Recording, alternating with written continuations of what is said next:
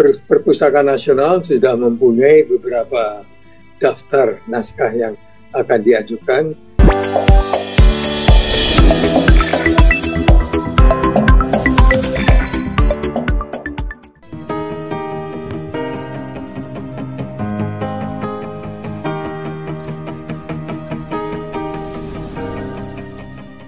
Pemerintah kini sedang menyiapkan naskah Melayu tertua di dunia untuk diajukan ke UNESCO sebagai warisan memori dunia atau kategori naskah kuno. Sebelumnya, kita telah berhasil mendaftarkan cerita Panji untuk kategori yang sama. Berikut ini adalah penuturan Profesor Wardiman mengenai rencana itu. Nah, kita lihat yang tangible itu ada 1, 2, 3, 4, 5, 6, 7, 8. Bagus. Wow, banyak juga ya. Nasihat dunia tidak benda. Itu juga kita lihat baru 8. Yang terakhir adalah pembangunan kapal penisi.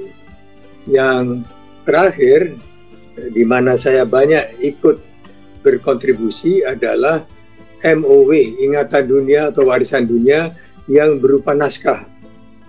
Saya bacakan saja di sini, ada arsip VOC, ada tulisan La Galigo 8.000 halaman dari Sulawesi Selatan, Babati Ponorogo. Naskah di Indonesia itu banyak, lebih dari 120.000, tapi belum diteliti mana yang bisa diajukan.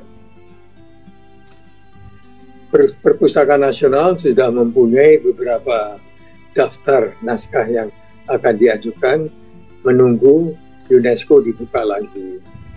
Misalnya ada 2 naskah Aceh yang ditulis tahun 1600. Wow. Kemudian surat-surat Kartini. Lalu ada juga naskah kuno yang ada di Kerinci yang ingin kita ajukan, naskah Melayu yang tertua, 700 tahun umurnya. Dan inilah sebenarnya naskah Melayu tertua dunia itu. Ini jelas jejak peradaban Melayu asli, bukan Melayu palsu. Kita simak video yang menarik berikut ini.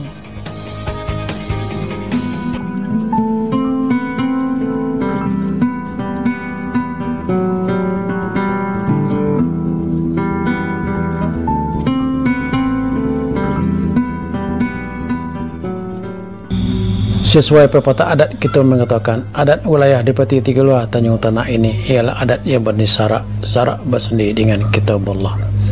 Syarak yang mengatur adat yang memakainya. Kalau salah pada syarak, maka batalah menurut sepanjang adat. Inilah yang Icu pakai anak jantan, anak betina kita wilayah di Pati Tigalua Tanjung.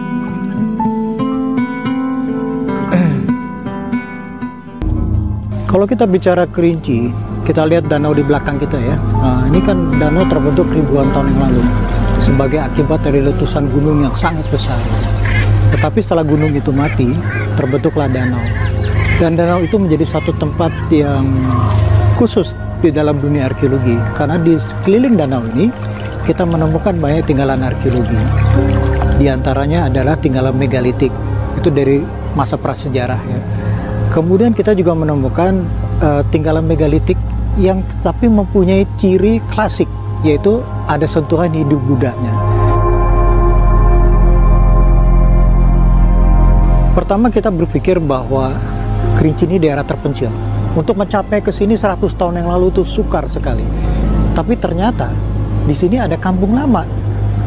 Dan kampung lama ini adalah bukan kampung lama yang baru ya, maksud saya kampung lama yang sudah ribuan tahun yang lalu. Dan orang membangun pemukiman, membangun peradaban di sini. Dan peradaban itu berlanjut sampai dengan masa Islam. Nah, di masa Islam inilah kita melihat ada perubahan, dan di sini pula kita menemukan naskah-naskah kuno.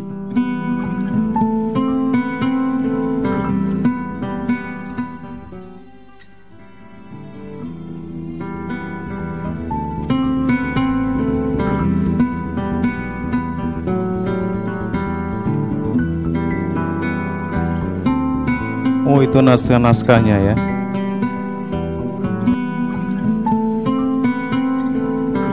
Naskah hukum Tanjung Tanah ini adalah satu naskah hukum kuno yang setelah diuji bahannya, medianya adalah dari kulit kayu, ya, deluang, yang kira-kira diperkirakan berasal dari abad ke-14 Masehi. Demikian juga pada pengujian paleografinya, yaitu ditulis di dalam aksara Sumatera kuno, di dalam bahasa Melayu kuno. Naskah kuno Tanjung Tanah ini adalah naskah hukum. Jadi isinya adalah segala sesuatu mengenai hukum, ya, yang mendasari kehidupan masyarakat pada saat itu.